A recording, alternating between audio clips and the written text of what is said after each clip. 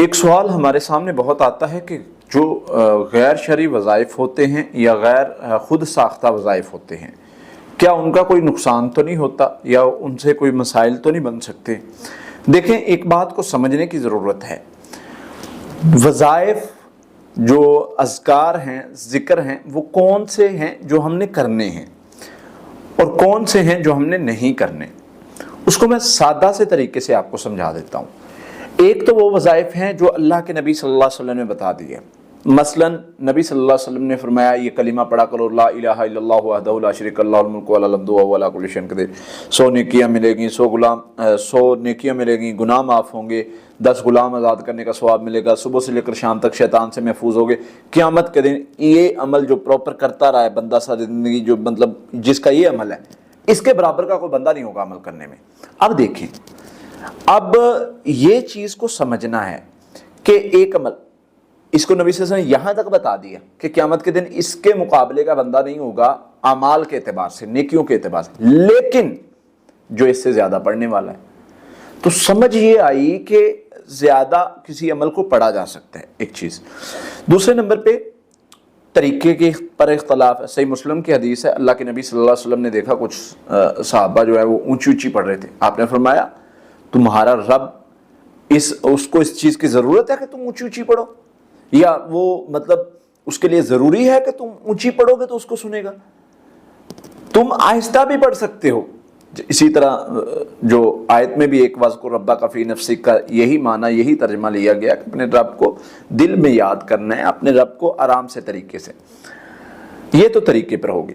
لیکن جو وظائف خود ساختہ بنائے گئے ہوتے ہیں، وہ مطلب آپ لگا لیں کہ چہل کاف کا عمل ہے، ان کو کسی بزرگ کی طرف منسوب کیا اور خود ساختہ اس کو بنا کے اس پر عمل کرنا شروع کر دیا۔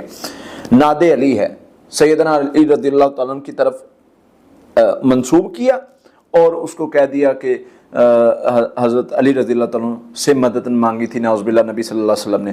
حضرت علی رضی اللہ تعالیٰ، نبی صلی اللہ علیہ وسلم نصیحت کر رہے ہیں کہ اللہ سے مدد مانگنی ہے۔ حضرت علی رضی اللہ تعالیٰ اپنے بیٹے کو خط میں نصیحت کر رہے ہیں کہ میرے بیٹے سن لے، جب تجھے کبھی مشکل آئے، پریشانی آئے، تو نے اللہ کو پکارنا ہے۔ ان کا طریقہ یہ ہے، اور ہم ناد علی پڑھنے سے یہ بندہ بن جاتا ہے۔ ناد علی پڑھنے سے بندہ یہ خود ساختہ بنائے ہیں نا، اور شیطان بھی بسا اوقات نا لوگوں کو اس میں ہیلپ کرتا ہے، اس پر لگے رہیں۔ میرے بھائیو یاد رکھو، ایک رجعت پر ہم بات کریں گے کبھی انشاءاللہ۔ کبھی کبھی اس طرح کے اعمال پڑھنے سے نا بندے کو مسائل بننا شروع ہو جاتے ہیں، کیونکہ مجھ سے لوگ پوچھتے ہیں کہ قاری صاحب آپ نے اس فیلڈ میں آئے ہیں، بہت سارے لوگ اس فیلڈ میں آتے ہیں، ان کو یہ مسئلہ ہوتا ہے، آپ کو بھی ہوا ہے؟ گھر میں مسائل بن جاتے ہیں، پرابلم بنے؟ میں نے کہا نہیں، الحمدللہ ہمیں نہیں ہوا۔ کیوں نہیں ہوا؟ ہم شریعت کے دائرے میں سے نہیں نکلے۔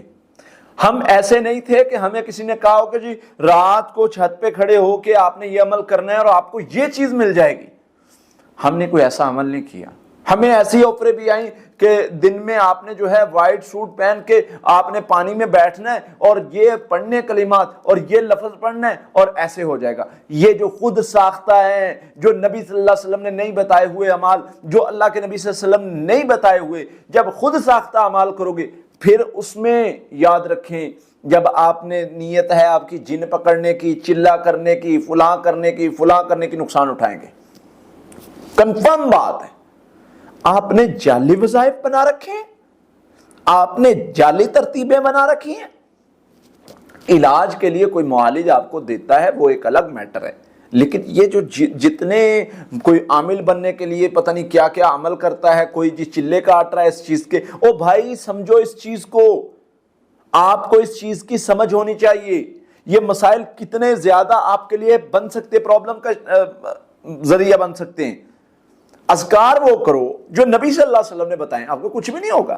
ہم شریعت کے دائرے سے نہیں نکلے، ہم تو نہیں بلیک میل ہوئے الحمدللہ کسی نہ جن سے نہ جادوگر سے۔ کیوں ہمیں جو دائرہ بتایا گیا ہے ہم اس کے بیچ رہتے ہیں۔ قرآن نے کہا ہے ذکر کرو کثرت کے ساتھ، ہم الحمدللہ دن بھی کرتے ہیں، رات بھی کرتے ہیں۔ ہمیں زیادہ پڑھنے سے کیا مسئلہ ہو سکتا ہے؟ مسئلہ تو ان کو ہوگا نا جنہوں نے خود ساختہ وظائف پڑھنے ہیں۔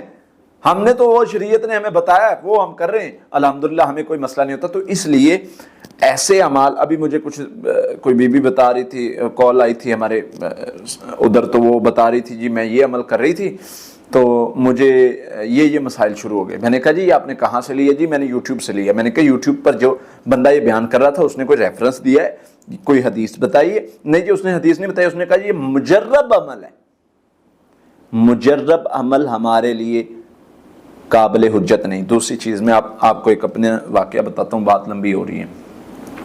میرے پاس نا ایک میرے دوست تھے، وہ کافی دیر کو 5 سال پہلے کی بات ہے، تو وہ گروپس میں تب ہم ایکٹیو بھی ہوتے تھے، واٹس ایپ گروپس میں، اور جواب بھی دیتے تھے۔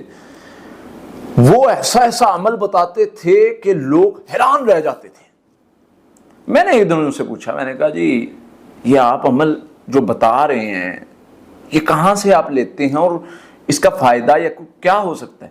اس نے کہا جی بس ٹھیک ہے جو چل رہا ہے وہ چلنے دو۔ میں نے کہا نہیں یار بتاؤ تو صحیح کچھ۔